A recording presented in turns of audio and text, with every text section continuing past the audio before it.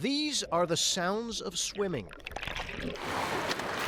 Drive them through, stretch your stomach. This was the sound for Elizabeth Coker. I could easily fall asleep in front of the rock concert without hearing a sound. That's how deaf I am. Liz was 15 months old when her parents realized something wasn't right. My wife called me at work one day and said, "You know, I don't think Elizabeth can hear." And I said, "Okay, well, take a pan and a spoon and go bang it next to the crib and see if she responds to it." A couple seconds later, my wife picks up the phone and she's just sobbing. You know, obviously then I knew. When I was first diagnosed, I was profoundly deaf, which means I am as deaf as I can be.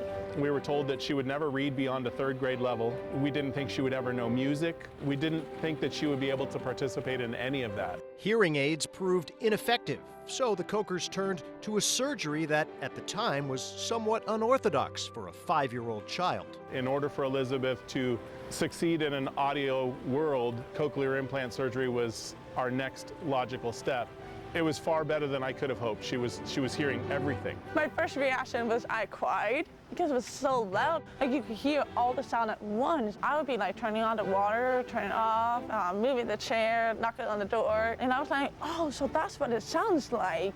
2 years later, Liz took up swimming. The transition into the pool, I think mentally was very easy. And physically, she just seemed to thrive. She loved racing. That love grew as Liz grew. She excelled in the pool, despite a competitive disadvantage.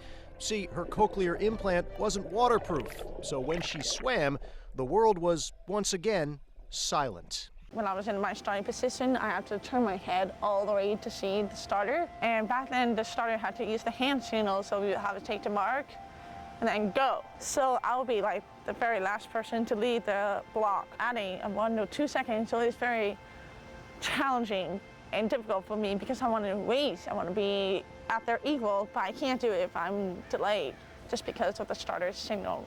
Elizabeth, get that connection, catch, and then throw through with your hip as you're driving, okay? Sometimes it's tough, you know, we want to do communication. I got to get her some visual signals, but we make it work. I have to constantly be looking at the coach's face and read their lips so I can understand what they're saying. If she doesn't know what we're doing, she'll just stop me and ask, and I explain it a little bit more to her, and then we're good to go.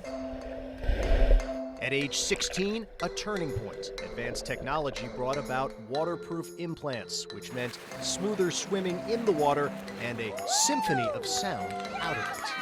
And to be able to hear people cheering and all that, it's just like an extra motivation, a little extra burst of energy. I love it.